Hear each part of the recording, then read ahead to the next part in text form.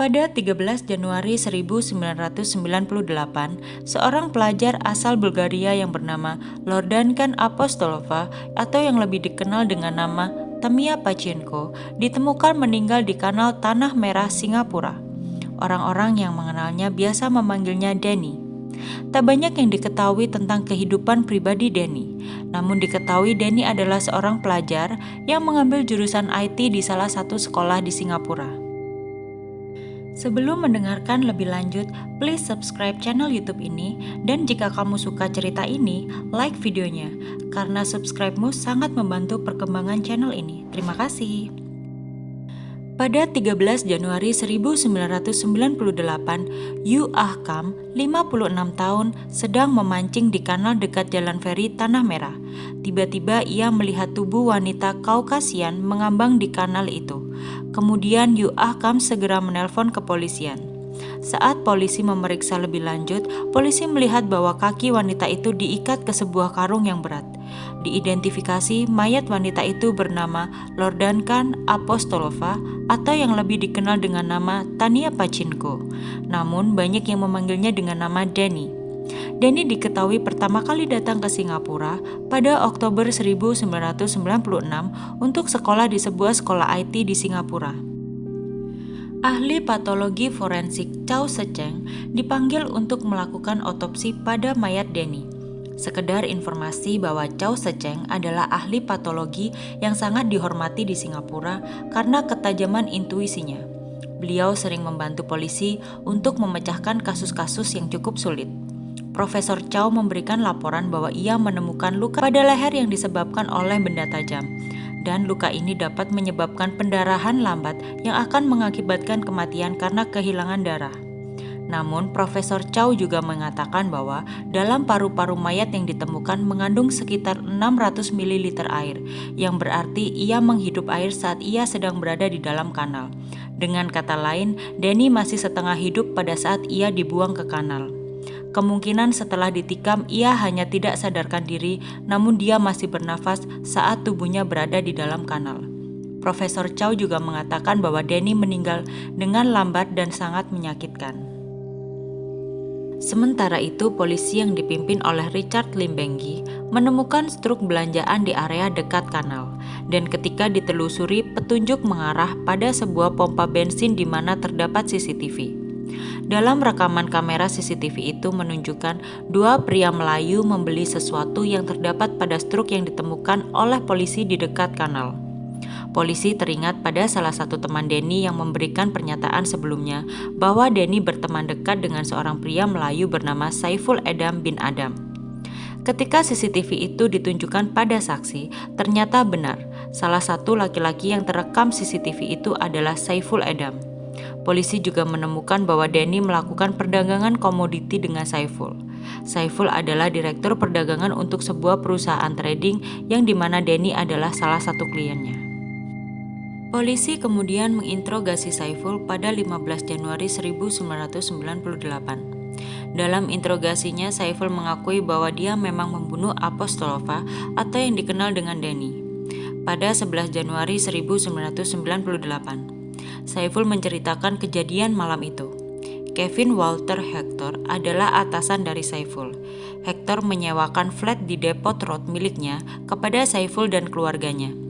Diketahui Saiful mempunyai istri bernama Heslinda binti Ar-Rahman, 23 tahun, dan mempunyai seorang putri yang baru lahir.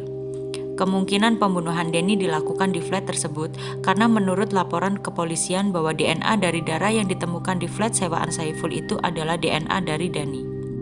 Atas pengakuan Saiful itu, polisi mendakwa Saiful atas pembunuhan berencana terhadap Danny pada 19 Januari 1998. Cerita kronologis pembunuhan Danny akan diceritakan di dalam pengadilan. Sementara itu, 26 tahun, Norisham alias Muhammad Ali menyerahkan diri kepada polisi 2 hari setelah ia menceritakan pada paman dan orang tuanya bahwa ia telah membantu Saiful untuk membuang mayat Danny di sebuah kanal. Hal itu terbukti juga dari rekaman CCTV yang ditemukan untuk mengidentifikasi Saiful. Muhammad Ali dan Saiful awal kali bertemu ketika mereka sedang dalam 2 tahun wajib militernya.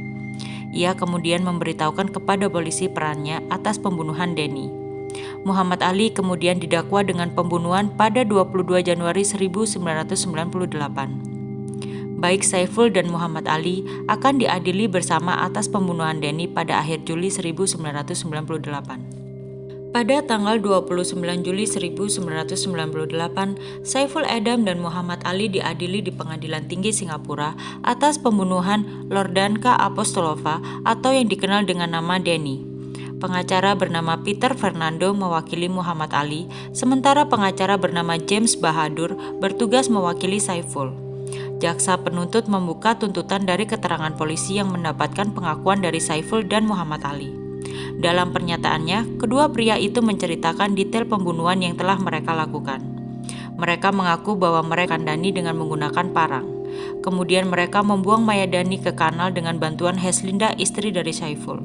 Mereka juga membeli barang-barang yang terekam dalam kamera CCTV yang disita oleh polisi. Barang-barang yang mereka beli untuk membuat mayat Denny tetap tenggelam dalam air dan barang-barang untuk membersihkan tempat kejadian. Kejaksaan yang dipimpin oleh Wakil Jaksa Penuntut Umum DPP Francis Seng menuduh bahwa Saiful dan Ali memiliki niat untuk membunuh Denny karena mereka bertindak bersama dan berusaha memastikan kematian Denny dengan membuang mayatnya ke dalam kanal dan memastikan mayatnya untuk tetap tenggelam.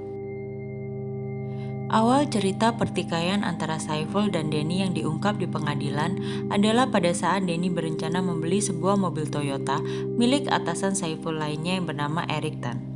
Pada saat itu Denny telah mentransfer sekitar $40.000 sebagai uang muka pembelian. Namun mungkin karena Denny merasa dirugikan dengan kesepakatan itu, Denny terus mengancam Saiful. Menurut keterangan Saiful, Denny juga sering mengancamnya bahwa akan melaporkan dirinya kepada teman-teman Denny yang cukup berpengaruh. Menurut berita juga tidak dijelaskan apakah kerugian pasti yang didapat oleh Denny sehingga pertikaian itu bisa terjadi. Yang banyak dibicarakan adalah argumen karena ketidakpuasan Denny yang mungkin merasa dirugikan oleh harga mobil Toyota itu. Singkat cerita, karena merasa dilecehkan dan terganggu oleh sikap ketidakpuasan Denny terhadapnya, Saiful akhirnya berencana membunuh Denny. Pengadilan juga menghadirkan saksi ahli yaitu Profesor Chow untuk mempresentasikan temuan otopsinya.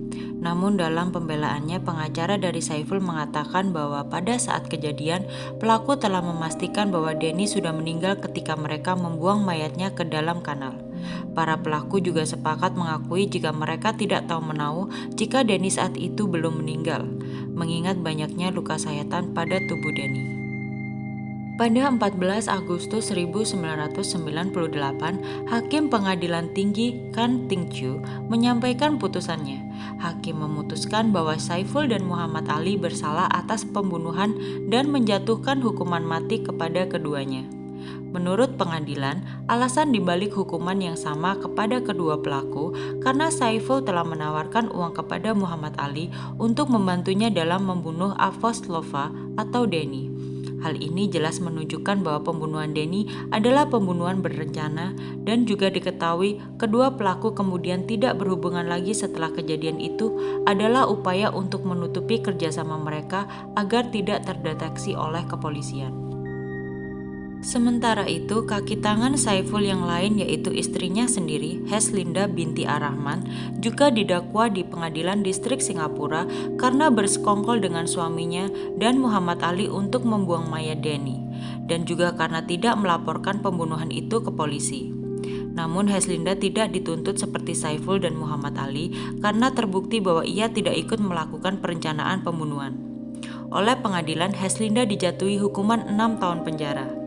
Hakim juga mengatakan bahwa tindakan Heslinda yang tidak mengurungkan atau memberitahu kepolisian adalah tindakan yang jahat dan tercela, dan perilaku Heslinda merujuk pada sifat berdarah dingin. Mengingat Heslinda ada di tempat kejadian saat suaminya membunuh Denny, namun tidak melakukan apapun dan membiarkan suaminya membunuh seseorang. Setelah dijatuhi hukuman mati, baik Saiful dan Muhammad Ali mengajukan banding atas hukuman mereka. Keduanya sama-sama menggunakan kembali pembelaan dan argumen mereka yang dibuat saat sidang putusan. Para pelaku meminta pengadilan meninjau kembali kasus mereka.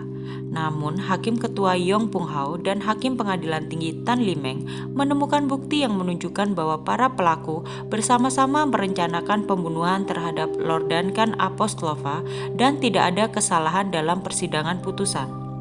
Oleh karena banding para pelaku ditolak, hakim memberikan sebuah komentar sarkastik kepada Muhammad Ali dalam pembelaannya. Muhammad Ali mengatakan bahwa ia hanya membantu membuang mayat Denny. Kemudian hakim berkomentar, jika dia atau yang dimaksud Muhammad Ali tidak memiliki niat yang sama dengan Saiful, untuk apa dia di sana?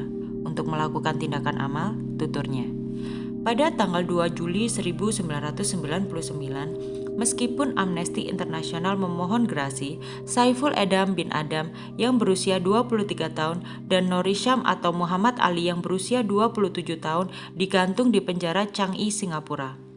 Penjara Changi adalah satu-satunya penjara di Singapura yang menampung terpidana mati sebelum dieksekusi. Sampai di sini dulu cerita kita kali ini. Sampai jumpa di cerita selanjutnya. Stay tuned.